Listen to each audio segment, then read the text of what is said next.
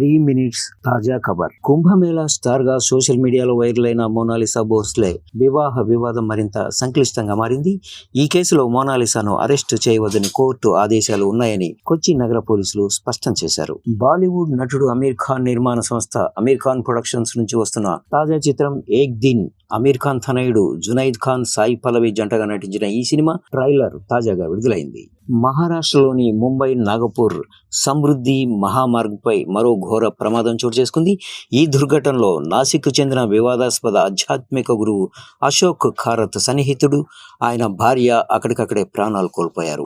IPL 2026 season Mumbai Indians star pacer Jasprit బుమ్రాకు ఏమాత్రం కలిసి రావటం లేదు. ఈ సీజన్లో ఇప్పటి వరకు ఆడిన 5 మ్యాచ్ల్లో ఒక్క వికెట్ కూడా తీయలేకపోయాడు. 2016లో రద్దయిన పాత 500, 1000 రూపాయల నోట్లను మార్చుకోవడానికి రిజర్వ్ బ్యాంక్ ఆఫ్ ఇండియా మరో అవకాశం కల్పించిందంటూ సోషల్ మీడియాలో ఒక వార్త విస్తృతంగా ప్రచారమవుతోంది. మహిళా రిజర్వేషన్ల అమలుకు సంబంధించిన డీలిమిటేషన్ బిల్లు పార్లమెంటులో వీగిపోవడంపై రాజకీయ దుమారం కొనసాగుతోంది. ఈ వ్యవహారంపై AP CM Chandrababu Naidu, deputy CM Pawan Kalyan చేసిన వ్యాఖ్యలకు నటుడు ప్రకాష్ రాజ్ సోషల్ మీడియా వేదికగా ఘాటుగా బదులిచ్చారు. ప్రపంచ ఇంధన రవాణాకు జీవనాడిగా భావించే హార్ముజ్ జలసంధి వద్ద తీవ్ర ఉద్రిక్తత, గందరగోళం నెలకొన్నాయి.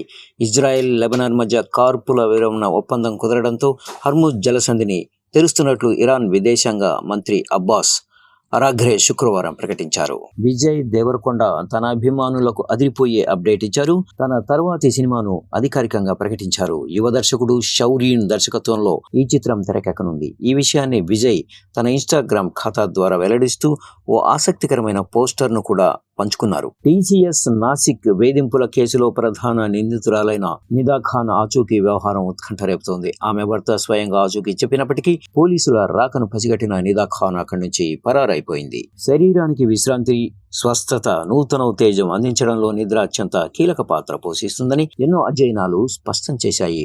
అయినప్పటికీ ఆధునిక జీవన శైలిలో చాలా మంది దీనిని తీవ్రంగా నిర్లక్ష్యం చేస్తున్నారు. సిరీస్లు చూడటం, స్నేహితులతో పార్టీలు చేసుకోవడం, సోషల్ మీడియాలో గంటల తరబడి గడపడం వంటి కారణాలతో నిద్ర సమయం తగ్గిపోయి తీవ్రమైన ఆరోగ్య సమస్యలను కొని తెచ్చుకుంటున్నారు.